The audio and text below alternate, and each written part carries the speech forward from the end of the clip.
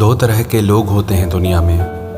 एक वो जो छोटी सी भी प्रॉब्लम आने पर डर जाते हैं, घबरा जाते हैं, दुखी हो जाते हैं, और दूसरे वो चाहे कितनी भी बड़ी मुश्किलें उनकी ज़िंदगी में आ जाएं, लेकिन वो हमेशा खुश रहते हैं, हर प्रॉब्लम में खुद को संभाल लेते हैं। एक वो जिनके पास सब कुछ होता है लेकिन फिर भी वो हमेशा दुखी दिखते हैं, आपको हमेशा दुखी ही मिलेंगे। और दूसरे वो जिनके पास कुछ हो चाहे ना हो, लेकिन वो हमेशा आपको खुश मिलते हैं, मुस्कुराते हुए मिलते हैं। आज हम ऐसी 3 कहानियों के बारे में बात करेंगे जो चाहे आपकी ज़िंदगी में 1000 मुश्किलें क्यों ना आ जाए, कितनी भी बड़ी परेशानियां क्यों ना आ जाए, लेकिन ये कहानियां आपको हर मुश्किल में खुश रहना सिखा देंगी, हर परेशानी में मुस्कुराना सिखा देंगी। पहली कहानी। एक फकीर देश में यात्रा के लिए निकला। मार्ग में जब रात हो गई तो वो एक व्यक्ति के घर में जाकर रुका। उसका नाम आनंद था। आनंद ने फकीर की खूब सेवा की। दूसरे दिन आनंद ने उस फकीर को उपहार देकर विदा किया। फकीर आनंद की सेवा से बहुत खुश हो गया था और उसे दुआएं देने लगा, भगवान करे तू दिनों दिन बढ़ता ही रहे। फकीर की इस बात को सुनकर आनंद हंसने लगा और बोला, अरे फकीर, जो भी है ये भी नहीं रहने वाला।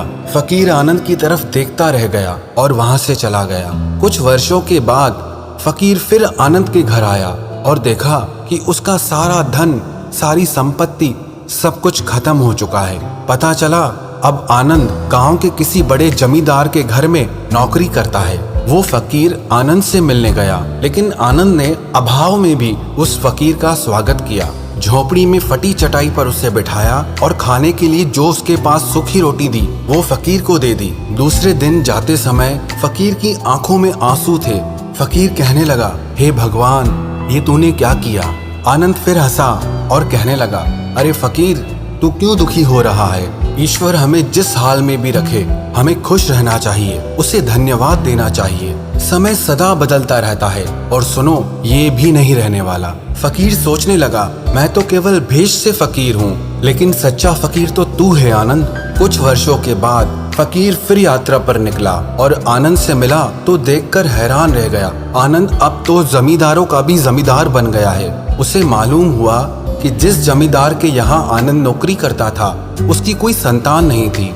मरते समय उस जमींदार ने अपनी सारी जायदाद आनंद को दे दी। फकीर बहुत खुश हो गया। उसने आनंद से कहा, अच्छा हुआ वो जमाना गुजर गया, भगवान करे अब तू ऐसा ही बना रहे। ये सुनकर आनंद फिर हंसने लगा और कहने लगा, फकीर, अभी भी तेरी नादानी बनी ही हुई है। फकीर ने पूछा, क्या ये भी नहीं रहने वाला? आनंद ने उत्तर दिया, हाँ, या तो ये चला जाएगा या फिर इसको अपना मानने वाला ही चला जाएगा। यहाँ पे कुछ भी हमेशा रहने वाला है ही नहीं, और अगर कोई चीज शाश्वत है तो वो है हमारी आत्मा, वो है हमारे मन की शांति, हमारे मन का सुकून, और बाकी जो भी कुछ है वो हमेशा रह ही नहीं सकता। फकीर ने आनंद की बातों को बहुत ध्यान से सुना और वापस चला गया। कुछ सालों के बाद फकीर जब उसी गांव से गुजरा, आनंद का वो महल तो है लेकिन उसमें आनंद नहीं है। उसमें कबूतर गुटरगू कर रहे हैं क्योंकि आनंद अब इस दुनिया में नहीं था। उसकी मृत्यु हो चुकी थी। कह रहा है आसमां, ये समा कुछ भी नहीं। रो रही है शबनमें, नौरंगे जहां में कुछ भी नहीं। जिनके महलों में हजारों रंग के जलते थे फानूस, झाड़ उनके कब्र पर, बाकी निशान कुछ भी नहीं। वो फकीर मन ही मन सोचने लगा कि ये इंसान जिंदगी भर कितना दौड़ता रहता है, रोता रहता है, दुखी होता रहता है। जिन चीजों के लिए इंसान तड़पता रहता है, दुखी होता रहता है, वास्तव में वो चीजें हमेशा रहने वाली हैं ही नहीं, वो सारी चीजें बदलने वाली हैं। ये कहानी हमें शिक्षा देती है कि हमारी जिंदगी में जब भी कोई मुश्किल आए, कोई तकलीफ आए, कोई दुख आए, तो हमें ये सोचना चाहिए कि जिंदगी में इससे पहले जो मुश्किलें आईं, जो उलझनें आईं, क्या वो रुकी? क्या वो हमेशा रहीं? जैसे आज तक सारी मुश्किलें होकर चली गई, वैसे ही ये मुश्किल भी होकर चली जाएगी। ये भी हमेशा रहने वाली नहीं। तो आपकी जिंदगी में कितना भी बड़ा दुख क्यों ना हो, कितनी भी मुश्किलें क्यों ना हो, आप मन में ये विश्वास रखना, ये मुश्किलें, ये उलझनें हमेशा रहने वाली नहीं। और दूसरी कहानी। एक व्यक्ति मृत्यु के करीब था। मरने वाला था। उसने अपने बेटे को चांदी के सिक्कों से भरा हुआ एक थैला दिया और अपने पुत्र को बताया, जब भी इस थैले से चांदी के सिक्के खत्म हो जाएं, तो जो मैं तुम्हें एक प्रार्थना बताता हूँ उसे दोहराने से चांदी के सिक्के फिर से भरने लग जाएंगे। उसने अपने बेटे के कान में 4 शब्दों की प्रार्थना कही और वो मर गया।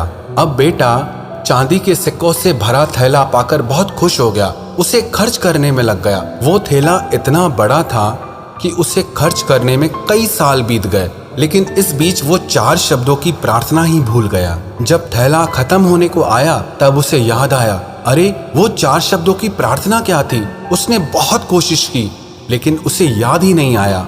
अब वो लोगों से पूछने लगा। पहले पड़ोसी से पूछा कि ऐसी कोई प्रार्थना तुम जानते हो जिसमें 4 शब्द हैं। पड़ोसी ने कहा, हाँ, एक 4 शब्दों की प्रार्थना मुझे मालूम है, ईश्वर मेरी मदद करो। उसने सुना और उसे लगा कि ये वो शब्द नहीं है, वो शब्द कुछ अलग थे। उसने बहुत सारे 4 शब्दों की प्रार्थनाओं को बार बार दोहरा के देखा, लेकिन उस खाली थैले में सिक्के बड़े ही नहीं। वो मन ही मन बहुत दुखी हो गया। फिर वो एक ब्राह्मण से मिला। उसने कहा, तुम ये प्रार्थना करो, ईश्वर तुम महान हो। लेकिन इस प्रार्थना से भी कुछ नहीं हुआ। फिर उसे एक धनी इंसान मिला। उसने कहा, तुम ये प्रार्थना करो, ईश्वर मुझे धन दो। लेकिन उस प्रार्थना से भी कुछ नहीं हुआ। आखिर में वो उदास होकर अपने घर में बैठ गया। तब एक भिखारी उसके दरवाजे पर आया। उसने कहा, सुबह से कुछ नहीं खाया है, खाने के लिए कुछ हो तो मुझे दे दो। उस लड़के ने बचा हुआ खाना भिखारी को दे दिया। उस भिखारी ने खाना खाकर ईश्वर से प्रार्थना की, हे ईश्वर तुम्हारा धन्यवाद। अचानक वो लड़का चौंक पड़ा और चिल्लाने लगा, अरे यही तो वो 4 शब्द थे। उसके वो 4 शब्द दोहराने से हे ईश्वर तुम्हारा धन्यवाद, उसका खाली थैला चांदी के सिक्कों से वापस भर गया। ये कहानी भी हमारी जिंदगी से ही जुड़ी है।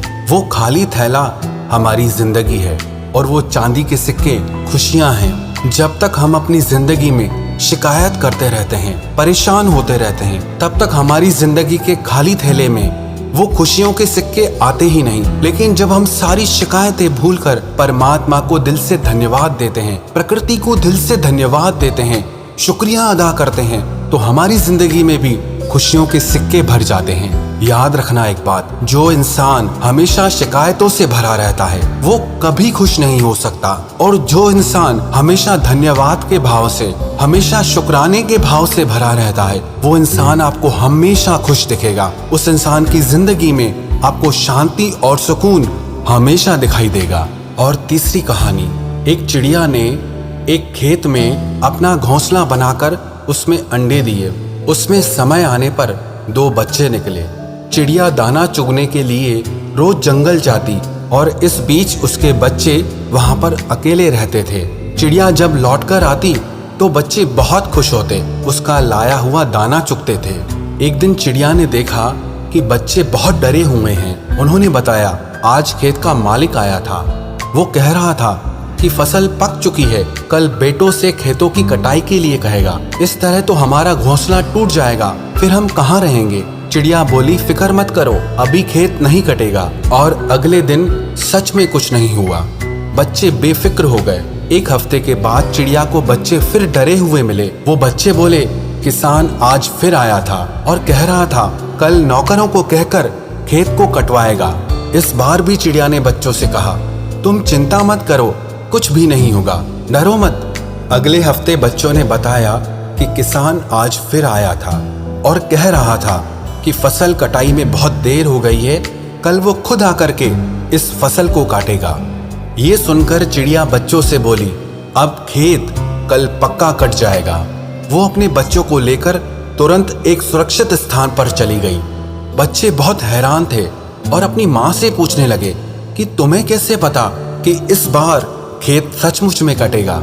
तो वो चिड़िया कहने लगी, जब तक कोई इंसान दूसरों पर निर्भर होता है तो उसके काम को संपन्न होने में हमेशा संदेह बना रहता है, लेकिन जब कोई इंसान अपने काम को खुद करने की ठान लेता है तो वो काम जरूर होता है। ये कहानी भी हमें शिक्षा देती है कि जब तक हम दूसरों पर डिपेंड रहते हैं, हमेशा दूसरों के आश्रय पर चलते रहते हैं, दूसरों के भरोसे पर चलते रहते हैं, तब तक हमारे काम ढंग से हो ही नहीं पाते। लेकिन जिस दिन हम अपने सारे काम अपने हाथ में ले लेते हैं, अपने हर काम में हम खुद जुट जाते हैं, तो हमारे वो सारे काम जरूर पूरे होते हैं।